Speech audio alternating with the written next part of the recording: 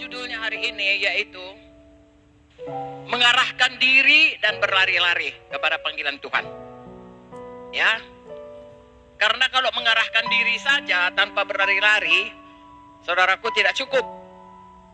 Ya, berlari saja tanpa arahan yang benar pun nanti kita sesat.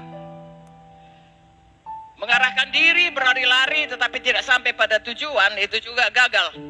Jadi hari ini saudaraku mengarahkan diri, berlari-lari kepada tujuan Tuhan. Ya, lari-lari dan sampai pada tujuan. Bukalah Filipi 3. Oke.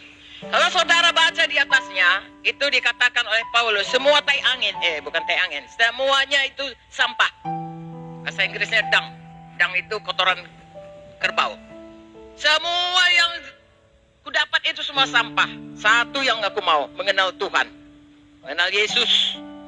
Ya, lebih lagi mengenal Yesus. Lalu ayat 13 ini disambungnya, ya, yang kulakukan sekarang adalah melupakan apa yang di belakang, mengarahkan diri kepada apa yang di depan, berlari-lari kepada tujuan untuk memperoleh hadiah panggilan sorgawi dari Allah dalam Kristus Yesus. Amin.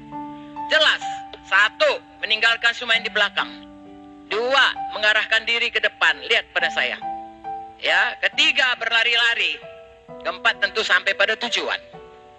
Kalau mau berhasil berlari sampai pada tujuan, jangan noleh-noleh ke belakang. Tahukah saudara, yang di belakang itu nggak bisa lagi diubah. Kalau itu kemenangan, beri syukur kepada Tuhan.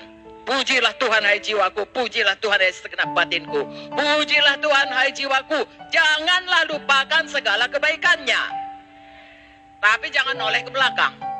Selesai, itu sudah selesai. Kalau itu yang jelek pun, kita nggak bisa mengubahnya. Apa yang bisa diubah? Yang di depan.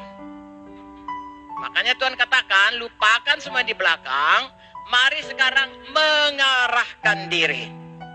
Saya dan saudara harus menetapkan hati, meluruskan jalan kita, mengarahkan, realigning selalu, tiap-tiap hari, tiap-tiap saat, ya, sepanjang hidup kita, dan memastikan kita tidak bermalas-malasan, tetapi berlari-lari, dan memastikan bahwasanya step by step by step by step kita mencapai, ya, goal yang sudah ditaruh Roh Kudus dalam hati kita. Banyak orang Kristen, apa saudaraku,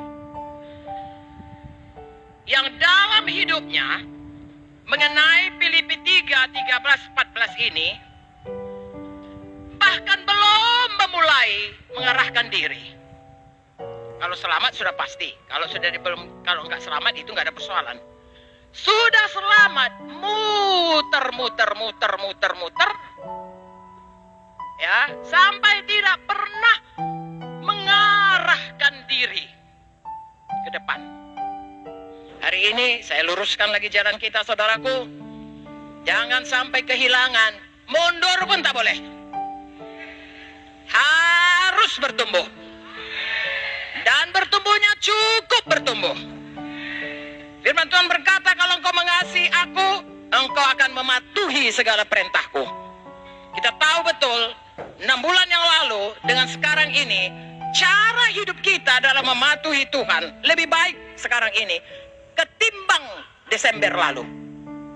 Pastikan itu.